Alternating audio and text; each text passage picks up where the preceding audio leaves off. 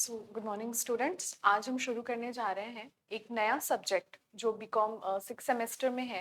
That is business ethics, corporate and governance.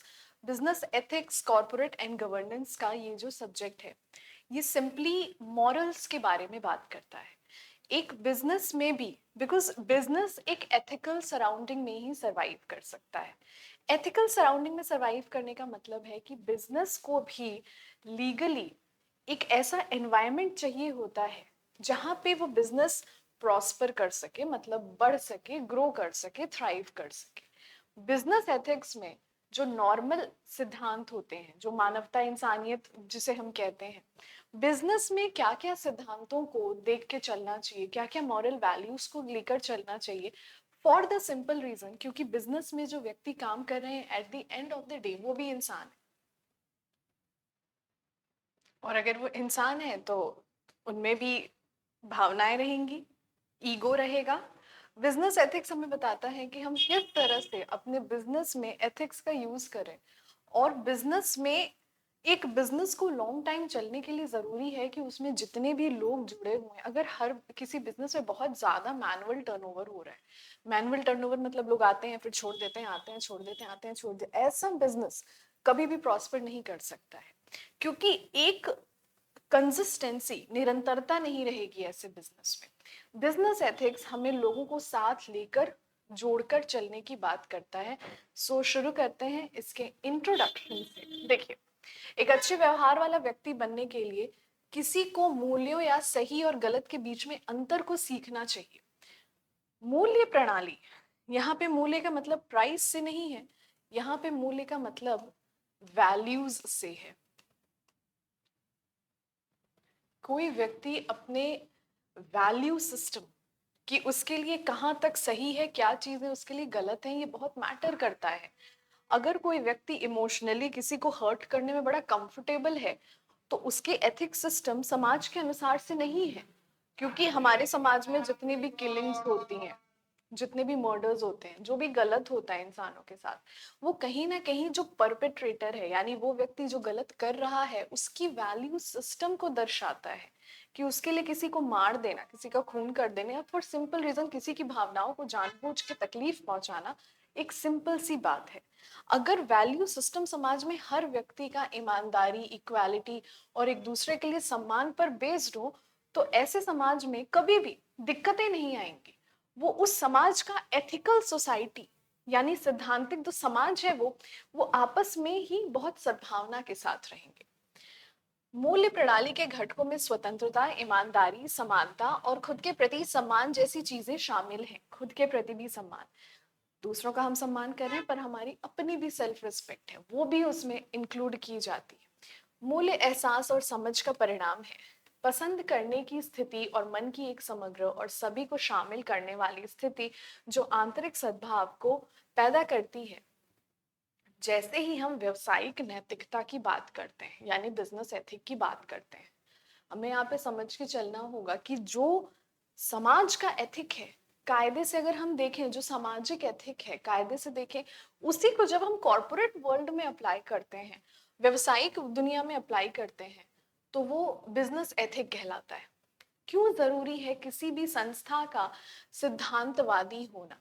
सबसे पहली चीज है, एक गाइडिंग प्रिंसिपल होता है। अगर संस्था में किन्हीं सिद्धांत नहीं है, हर इंसान के मूल्यों का हनन किया जा रहा है, तो ऐसी संस्था काम नहीं कर सकती है।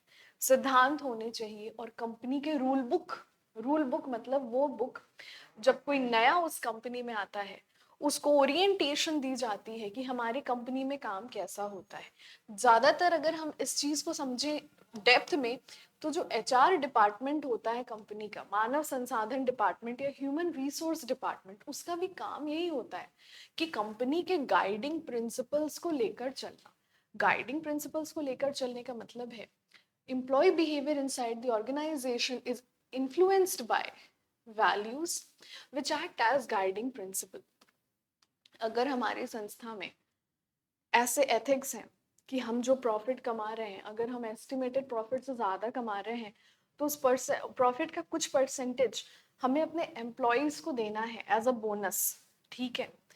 तो एम्प्लॉय और ज्यादा मोटिवेटेड रहेगा काम करने को, क्योंकि उसको पता है, अगर एम्प्लॉय को है कि भाई हमें तो फिक्स सैलरी मिलनी है, हम क्यों ही करके दे ज्यादा, जितना करना है करके दो, खत्म करो बात। बट अगर एम्प्लॉय को पता है कि अगर हमने इससे ज्यादा कर दिया, हमने थोड़ी सी और मेहनत कर दी अपने काम में, तो हमें इसका भी फिक्स परसेंटेज मिलेगा।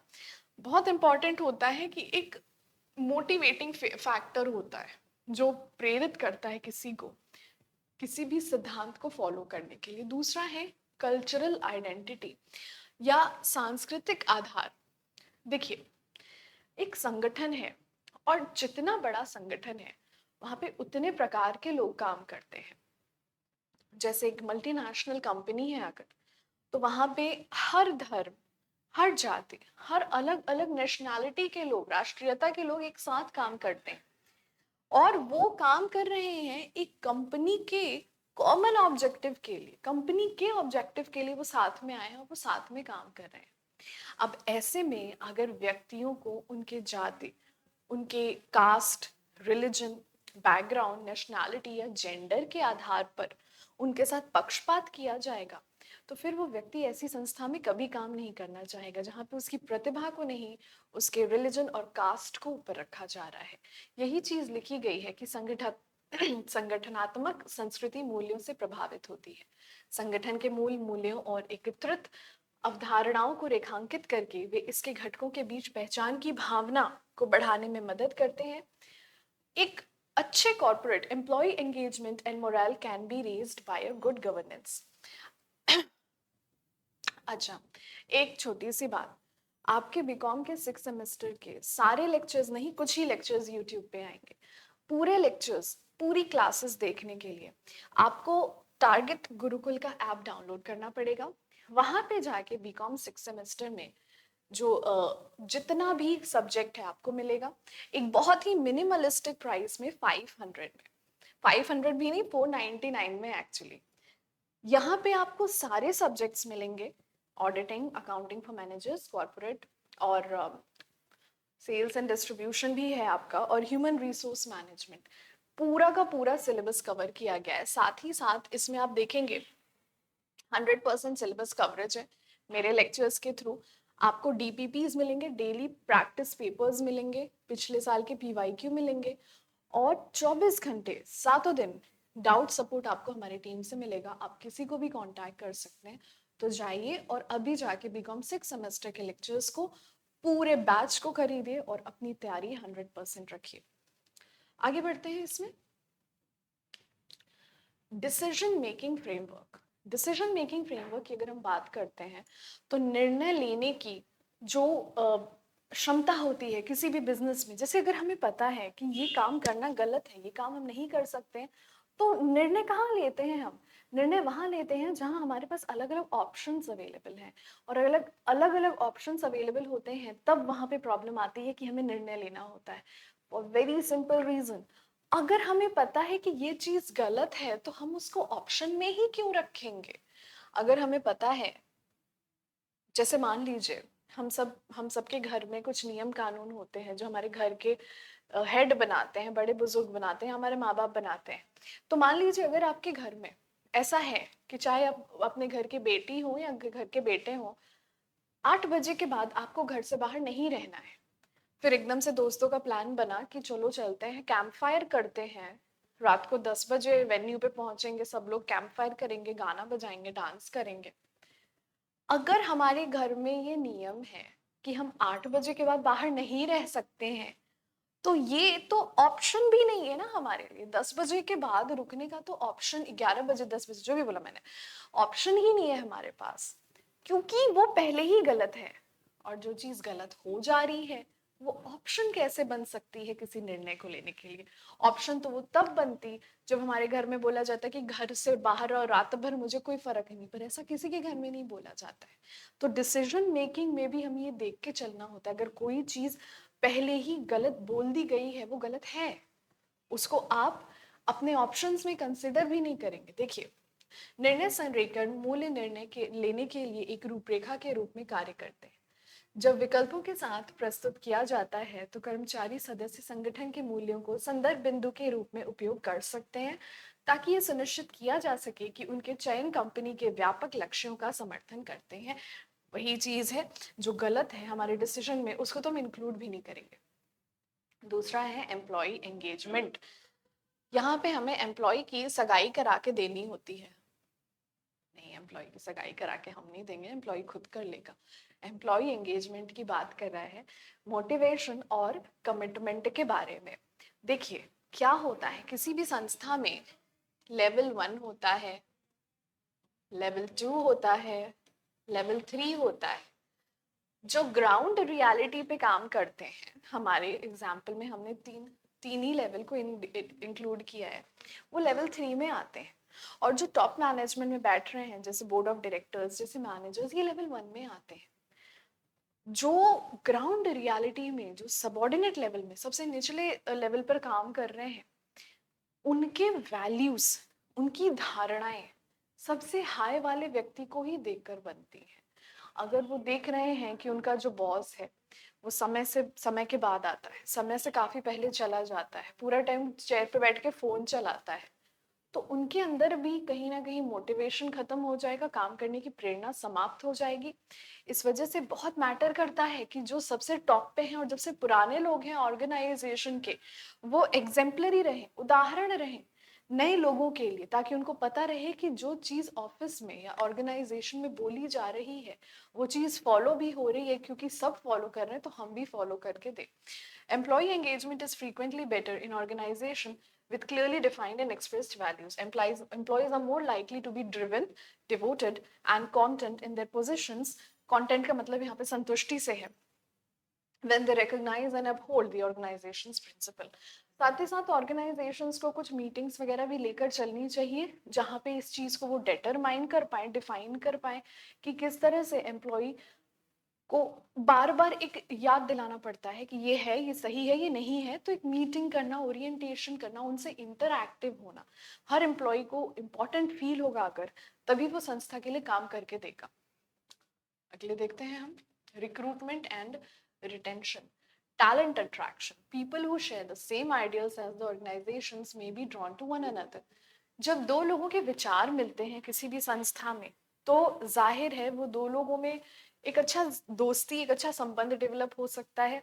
और यहाँ पे एक बड़ी इंपॉर्टेंट बात लिखी हुई है, जब वैल्यूज शेयर किए जाते हैं किसी एक प्रोस्पेक्टिव एम्प्लॉयज से, तो वो एक रिक्रूटमेंट के लिए इफेक्टिव टूल बन जाता है। जैसे मान लीजिए आप किसी कंपनी के एचआर के हेड हैं और कंपनी में रिक्रूटमेंट चल रही है, चयन का प्रोसेस चल रहा है कि हमें अब नए एम्प्लॉयज रखने हैं। उसी एम्प्लॉयज के बीच में से एक बंदा आपको वो दिख गया जो आपके साथ कॉलेज में था, आप सीनियर थे, वो आपसे 2 साल जूनियर था, आपकी अच्छी बनती थी उनसे, बातचीत होती थी उससे, ऑटोमेटिकली एक सॉफ्ट कॉर्नर डेवलप हो जाएगा कि यार इसका करवा दूं मैं, क्योंकि यहाँ पे हमें कॉमन ग्राउंड मिल गया ना कोई वैल्यू थी, कोई ना कोई कॉमन ग्राउंड मिल गया जो दोनों में सामान हो गया। तो क्योंकि दोनों में वो चीज कॉमन हो गई, दोनों एक दूसरे के इंटरेस्ट के बारे में सोचने के लिए ज्यादा स्वाभाविक होते हैं, यही लिखी गई है यहाँ पे। और लास्ट लाइन भी देखें, workers that share the belief are probably going to stick around longer, which lower turnover rates। मतलब यहाँ पे टर्नओवर का रेट्स सेल्स से नहीं है, कंफ्यूज नहीं होंगे। टर्नओवर का मतलब यहाँ पे है कि किसी भी संस्था में कोई ऑर्गेनाइजेशन कब छोड़ के जा रहे हैं और कब ज्वाइन कर रहे हैं। जिस संस्था में एम्प्लॉयज जल्दी ज्वाइन करते हैं और जल्दी छोड़ देते हैं, ऐसे संस्था लंबे समय तक काम नहीं कर पाती। ब्रांड इमेज एंड रेप्यूटेशन, या ब्रांड की छवि और प्रतिष्ठा। अगर हमारे ब्रांड में अगर हमारी कंपनी के जो ब्रांड एम्बेसडर्स होते हैं, ब्रांड एम्बेसडर्स कौन होते हैं? ब्रांड एम्बेसडर्स वो लोग होते हैं जो किसी भी कंपनी के फेस होते हैं, किसी भी ब्रांड के फेस होते हैं, जिनके थ्रू हम ये डिसाइड करते हैं कि इस व्यक्ति की छवि से हमारे कंपनी की छवि प्रभावित होती है। जाहिर है अगर ऐसे किसी ब्रांड का फेस है कोई और वो किसी विवादों में फंस जाता है, तो वो ब्रांड के शेयर्स पर भी हमें इफेक्ट देखने को मिलता है। क्या लिखा गया है? किसी कंपनी की प्रतिष्ठा और बाहरी छवि आंशिक रूप से उसके संगठनात्मक आदर्शों द्वारा आकार लेती है।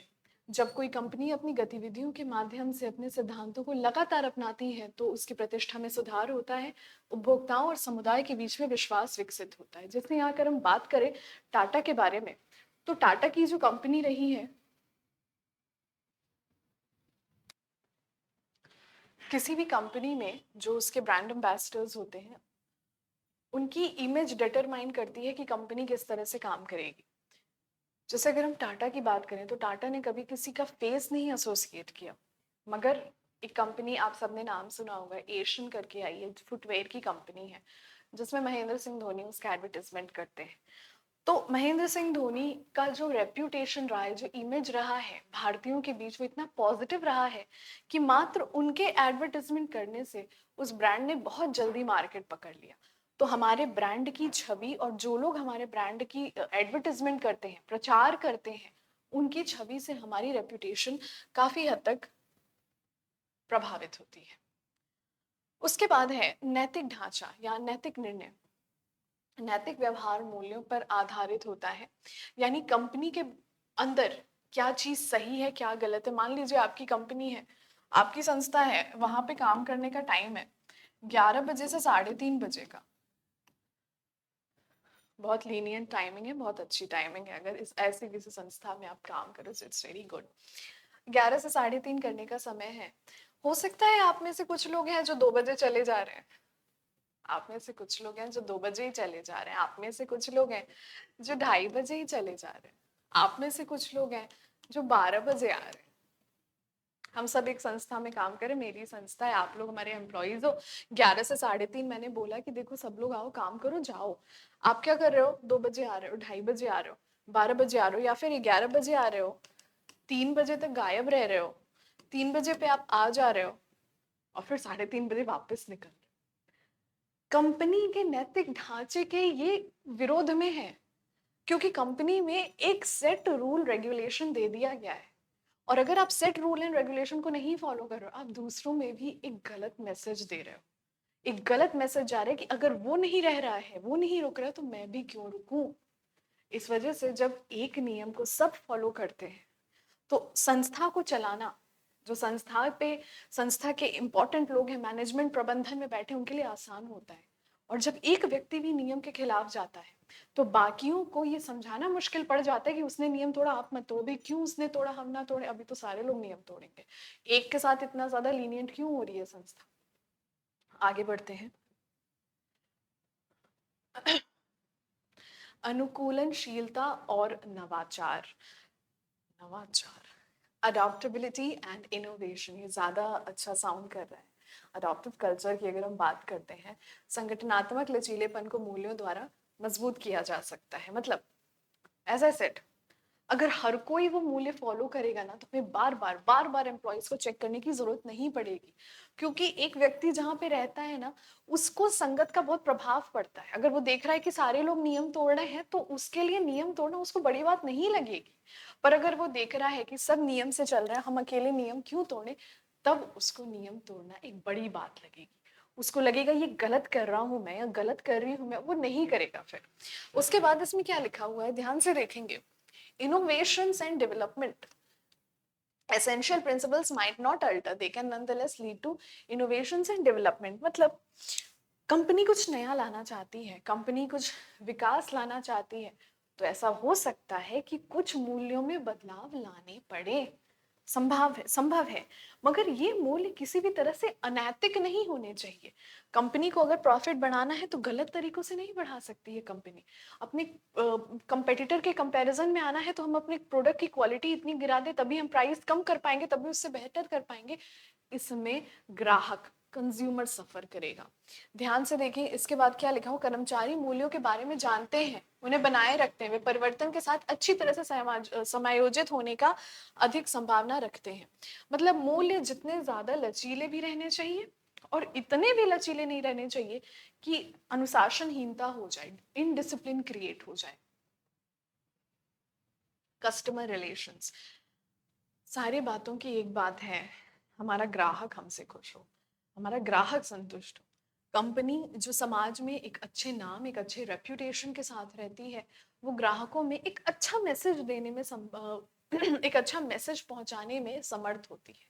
जो कंपनी, जैसे हम टाटा की बात करें, उन्होंने हिंदुस्तान को उसका पहला प्राइवेट कैंसर हॉस्पिटल दिया। और हमारे देश में जो भी कैंसर पीड़ित हैं उनका पहला डेस्टिनेशन सहारा ही होता है, सहारा हॉस्पिटल जो टाटा का कैंसर हॉस्पिटल है।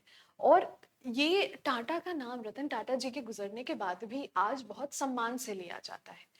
ये सामाजिक संबंध जो टाटा ने बनाए और जो समाज के लिए करके दिया, उनके कारण है। आगे बढ़ते हैं। क्या क्या सोर्सेस होते हैं वैल्यू सिस्टम के? किसी भी व्यक्ति के जो सिद्धांत हैं, जो मूल्य प्रणाली है, वो किन 5 फैक्टर से डिटरमाइन होते हैं? सबसे पहली हम बात करेंगे सोशियो कल्चरल नॉर्म्स या सामाजिक और सांस्कृतिक प्रणाली। ये बड़ा इंटरेस्टिंग होने वाला है। We can all relate to it, you no.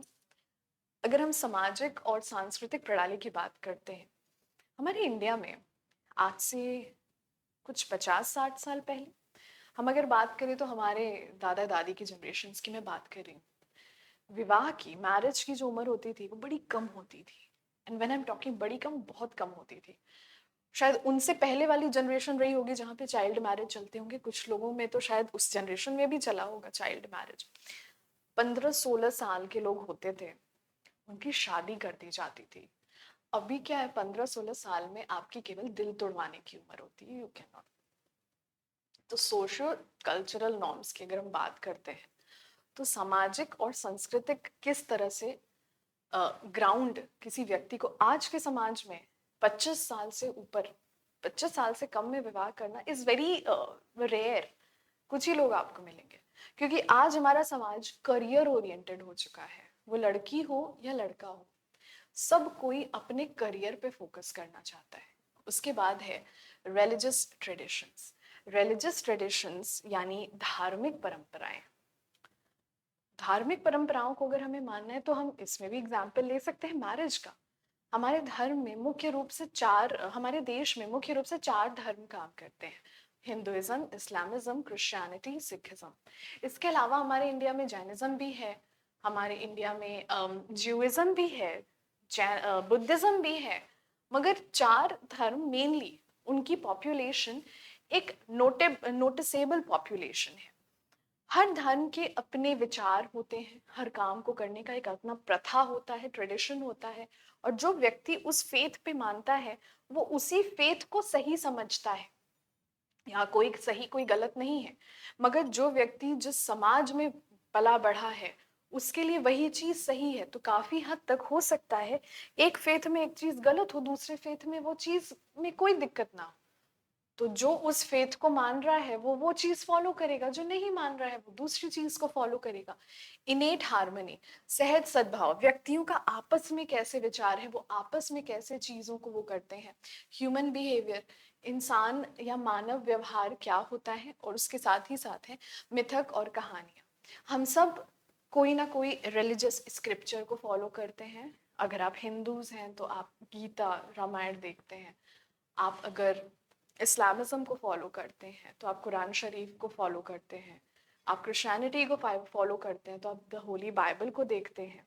उनमें हमें कहानियां मिलती हैं, कथाएं मिलती हैं, और उन कथाओं से हमें कुछ ना कुछ मैसेज मिलता है, जो कभी कभी हम लाइफ में किसी दोराहे पे होते हैं तो वो मैसेज हमारे काम आता है। वो चीजें हमें बहुत अंदर तक इन्फ्लुएंस करती। आगे देखते हैं इन्वायरमेंट में क्या क्या फैक्टर्स हैं। सबसे पहली चीज है परिवार। इन्वायरमेंट में क्या क्या फैक्टर्स हैं जो हमारे मूल्यों को डिफाइन करते हैं। परिवार की अगर हम बात करें, आजकल एक मूवी आई है जो क्रिटिकली बड़ा एक अक्लेम हो रही है, और लोग उस मूवी को बड़ा प्रेफर कर रहे हैं। मूवी का नाम है मिसेस। इस मूवी में क्या दिखाया गया है, अगर आपने नहीं देखी है मूवी, ये आपको डेफिनेटली देखनी चाहिए। It's a very good movie. इसमें यह दिखाया है कि समाज में जो डॉटर और सन, बेटी बेटे, लड़की लड़के का भेद है, वो दरअसल समाज में आने से पहले एक परिवार में होता है। परिवार में चीजों को 2 हिस्से में बांट दिया जाता है। अगर उस घर में there is a son also and there is a daughter also, तो किसी भी लड़की को ऊपर उठने के लिए, आगे बढ़ने के लिए, उसके परिवार को पहले देखना होगा कि वो किन तरह के मूल्य और किन तरह के संस्कार अपनी बेटी ही नहीं अपने बेटों में दे रहे हैं। क्योंकि उस मूवी में दिखाया गया कि आपका जो बेटा है कल को वो भी किसी की बेटी घर में लाएगा और वो वही तरह से ट्रीट करेगा जिस तरह आप उसको संस्कार देंगे, और आपकी बेटी भी कल को किसी घर में जाएगी वो भी उसी तरह से ट्रीट होगी जिस तरह से आपके घर में किसी की बेटी के साथ व्यवहार किया जा रहा है। तो परिवार के संस्कार, परिवार के मूल्य बहुत हद तक ये चीज को डिसाइड करते हैं कि कोई व्यक्ति समाज में किस तरह रहेगा। सोसाइटी, अगर हम ऐसे लोगों से घिरे हुए हैं, हम ऐसे समाज से घिरे हुए हैं जहाँ पे कोई चीज जो हमारी अंतरात्मा को बुरी रखती है, हमें पता है ये चीज गलत है, पर समाज में हम देख रहे हैं सब तो कर रहा है, तो कहीं ना कहीं अंतरात्मा की बात भी फिर धूमिल होने लगेगी। और हम देखेंगे समाज में सबको ये कर रहा है, भ्रष्टाचार कर रहा है, हम भी अंदर अंदर पता है कि भ्रष्टाचार गलत चीज है, पैसों को गलत तरह से कमाना गलत होता है, पर everyone is doing, so why not me. सामाजिक दायरे यहाँ पे मैटर करते, पर्सनल फैक्टर, किसी व्यक्ति की अपनी सोच समझ कैसी है। हमारा जो इंसान का दिमाग होता है उसके 50% वैल्यूज ही एक्सटर्नल होते हैं, 50% हमारे इंटरनल वैल्यूज होते हैं जो हमारे अंदर स्वाभाविक रूप से आते हैं, जिनका कोई बाहरी स्रोत नहीं होता है। तो पर्सनल फैक्टर्स क्या हैं आपके लिए, किन चीजों को आप व्यक्तिगत रूप में सही मानते हो, किन चीजों को आप व्यक्तिगत रूप में गलत मानते हो सकता है व्यक्तिगत रूप में जिसके लिए कुछ सही है, मौज मस्ती है, सामने वाले के लिए वो बहुत बड़ा पाप है, बहुत गलत है। तो ये चीजें व्यक्तिगत होती हैं। कल्चर, हम किस तरह की संस्कृति में पल रहे हैं। अगर हमारे संस्कृति का पार्ट है, हमारे संस्कृति में ये लिखा हुआ है कि शादी के लड़कियां जो है शादी के बाद पढ़ाई छोड़ देंगी, घर संभालेंगी, तो कहीं ना कहीं वैसे समाज में जो लड़की पल रही है उसको कभी एहसास ही नहीं होगा अपने अधिकारों के बारे में कि वो शिक्षा ले सकती है, वो पैसे कमा सकती है, वो आत्मनिर्भर हो सकती है। उसको जो समाज ने सिखाया है वही सही लगेगा, फिर वो अपने अंतरात्मा की बात भी नहीं सुनेगी। और अंतिम बात है धर्म, रिलीजन। इंडिया में तो काफी हद तक, जब हमारे देश में मीडिया इतनी ज्यादा इन्फ्लुएंशियल है, प्रभावशाली है, आप देखते होंगे, आप ना देखें तो अच्छा है, बट आप सबको पता होगा कि एक डिबेट आता है शाम को किसी किसी न्यूज चैनल्स पे, शायद सब पे, उनका मुद्दा कोई बड़ा ठोस मुद्दा नहीं होता है। वो देश में पावर्टी या इंफ्रास्ट्रक्चर या इंडस्ट्रियलाइजेशन या अर्बनाइजेशन या अफोरेस्टेशन की बात नहीं करते हैं। ज्यादातर उनके मुद्दे धार्मिक होते हैं, क्योंकि धर्म के नाम पे हर व्यक्ति हमारे देश में कमजोर पड़ जाता है, और चाहे मुद्दा काम का हो या ना हो, वो टीवी के सामने बैठ जाता है, उनको मिलती है टीआरपी, उनको टीआरपी ही चाहिए। वो ना आपको कोई ज्ञान दे रहे हो, ना आप उनसे कोई ज्ञान ले रहे हैं। तो ये है हमारे देश में एनवायरमेंटल फैक्टर्स की बात। अब अंतिम टॉपिक है हमारे इस चैप्टर का, और ये चैप्टर खत्म है, पहला चैप्टर, इननेट और अक्वायर्ड वैल्यू, जन्मजात या अर्जित मूल्य। इननेट वैल्यूज वो होते हैं जो किसी व्यक्ति में शुरू से होते हैं। जो कोई व्यक्ति है उसके अंदर वो चीज किसी ने डाली नहीं, उसको पता है बचपन से ये सही है ये गलत है। बचपन से जब कोई बच्चा होता है वो बड़ा होता जाता है, उसका अपना भी एक व्यक्तिगत स्वभाव होता है। कुछ बच्चे होंगे बहुत बोलते हैं, बात करते हैं, एक्सट्रोवर्ट होते हैं, आउटगोइंग पर्सनालिटी होती है। कुछ बच्चे होते हैं शांत, काम, क्वाइट, इंट्रोवर्ट होते हैं।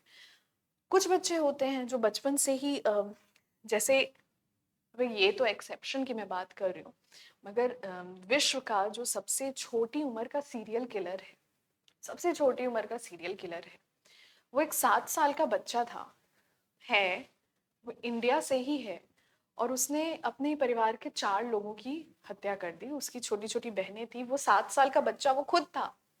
ये किसी ने सिखाया नहीं उसको, किसी ने बोला नहीं कि जाओ मार दो। जन्मजात जो वैल्यूज किसी व्यक्ति में डेवलप होते हैं वो सकारात्मक भी हो सकते हैं, नकारात्मक भी हो सकते हैं, या हिंसक भी हो सकते हैं। और अक्वायर्ड वैल्यूज की अगर हम बात करते हैं, जो हम समाज से सीखते हैं, जो हम लोगों से सीखते हैं।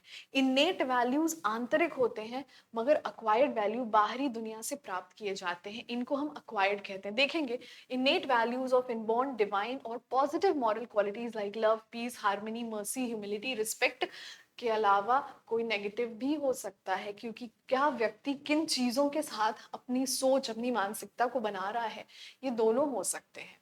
और these are adopted of birth, influence, environment, more or less rigid. Innate values are not specifically emphasized.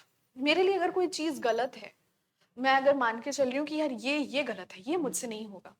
मैंने किसी किताब में नहीं पढ़ा, किसी ग्रंथ में नहीं पढ़ा, मुझे किसी टीचर ने नहीं बताया, घर वालों ने नहीं बताया। मेरी ये वैल्यू थी कि यार ये करना, झूठ बोलना, किसी को चीट करना, मतलब किसी से धोखा करना गलत है तो गलत है। ये कहीं मैंने पढ़ा नहीं, देखा नहीं, मुझे पता ये गलत है। But the thing is, इनेट values किसी व्यक्ति में खुद ही होते हैं, उसके स्वभाव के कारण होते हैं। मगर अक्वायर्ड वैल्यूज में क्या होता है, ये बाहरी रूप से आते हैं। और यहाँ पे हमारा जो इमीडिएट एनवायरनमेंट है वो मैटर करता है। हो सकता है आप अभी अपने घर वालों के साथ रह रहे हो और अपने माता पिता के संरक्षण में रह रहे हो, तो आपके लिए तामसिक यानी अल्कोहल या liquor you can't even think of. But हो सकता है आप कल को किसी बड़ी कंपनी में जाएं, वहां पे वाइन ही सर्व होती है मीटिंग में, तो फिर आपको लोगों के बीच एडजस्ट करने के लिए कभी कभी वो करना पड़ता है जो अदरवाइज आपके लिए गलत होता था।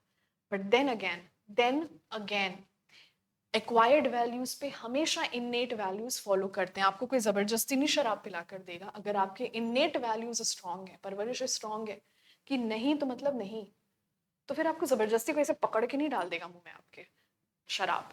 ठीक है, तो अक्वायर्ड वैल्यूज और innate values. So with that being said, I think we are done with it. Yes, thank you for your attention. और आप व्हाट्सएप इंस्टॉल करें, टारगेट सेमेस्टर टारगेट गुरुकुल का ऐप डाउनलोड करें, and I will see you guys in the next one. Do purchase the paid batch. जो paid batch का मैंने जिक्र किया था अभी, उसको ज़रूर खरीद लीजिए आप लोग, क्योंकि उससे आपकी पढ़ाई, आपकी क्लासेस रेगुलर रहेंगी, आपकी क्लासेस भी रेगुलर रहेंगी, पूरी बैच की कवरेज मिलेगी। और यार ये प्राइस ये कुछ नहीं है, इतना महीने का मोमोज खा लेते होगे आप लोग। So just buy it. Okay, bye.